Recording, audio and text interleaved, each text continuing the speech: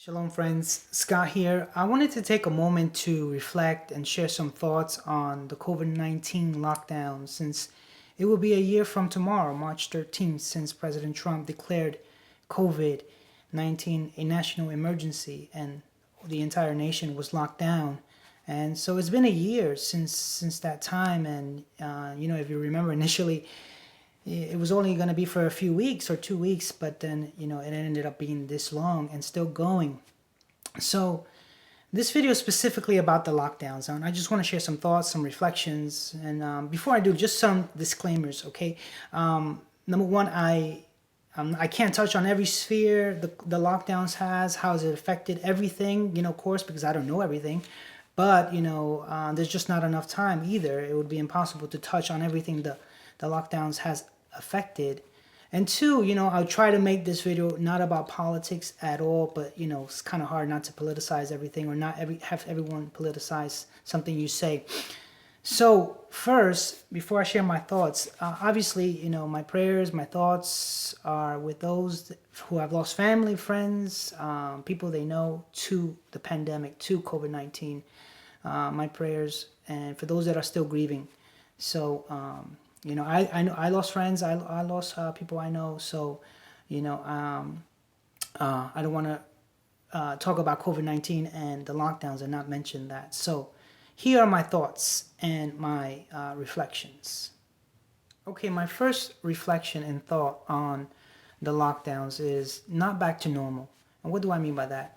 Very few events in history have changed the way we live, the way we relate to one another in the world. This COVID-19 and the lockdowns has infected the entire world, not just America, not just a region in the world, but the entire world, as we know.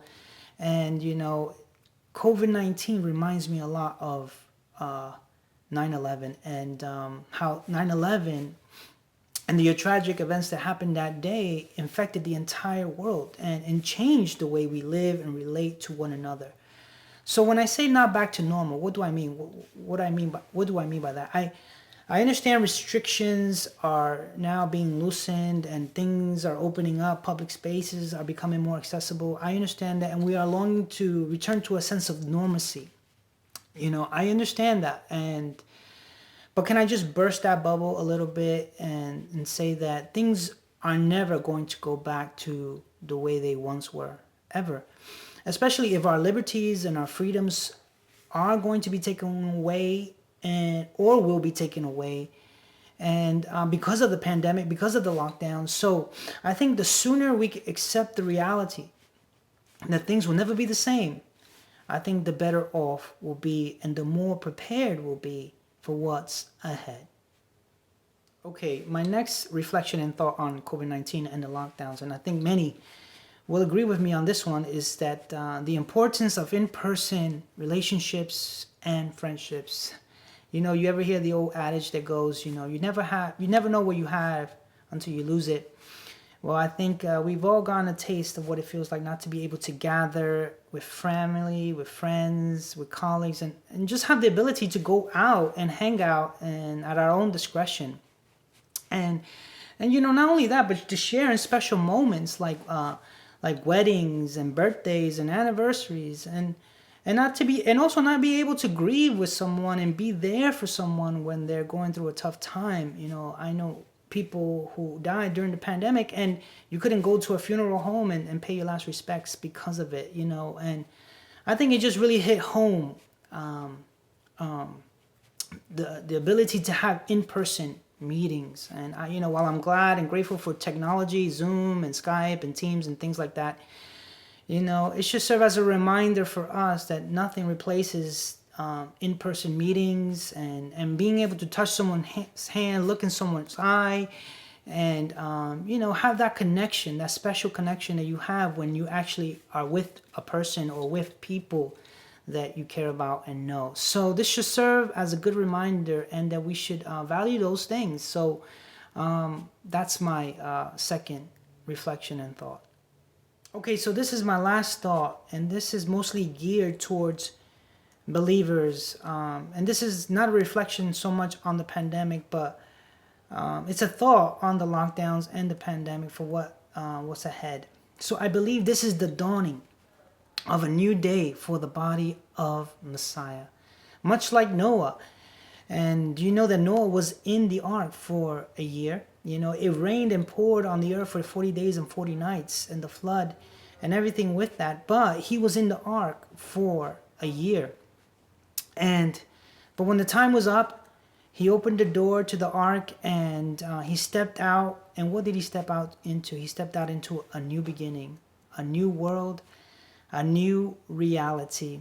And I feel that the opportunities, before him were immense. Think about it. He planted a vineyard, something he had never done before.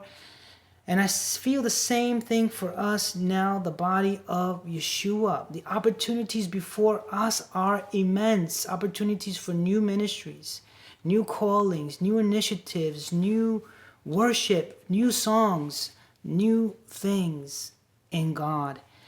And if I may just use my wife and I as an example, and I believe as a microcosm or representative of the body, my wife and I, we started a new ministry, Ari Yehuda, during the lockdown. And we thank God for that. So I think that's representative of what's happening at this hour in the body. Listen, I think that if we try to go back to the status quo or what once was before the pandemic, before the lockdowns, we'll miss the move of the Spirit. We'll miss the move of God for this hour. So, seek the Lord.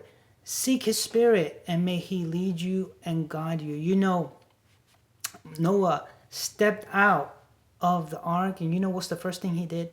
He built an altar, and he offered a sacrifice to the Lord. And you read the Word of God, it says that sacrifice was soothing and pleasing to the Lord. So, my friends, as we're getting ready to step out of this ark, I believe now, after a year of lockdowns, may we offer our bodies as a living sacrifice to Yeshua, the Messiah, like never before. May God bless you. Please let me know what you think. What is your takeaway from the pandemic and the things and the lockdowns and such? With that, God bless you. Thank you for listening. Shalom.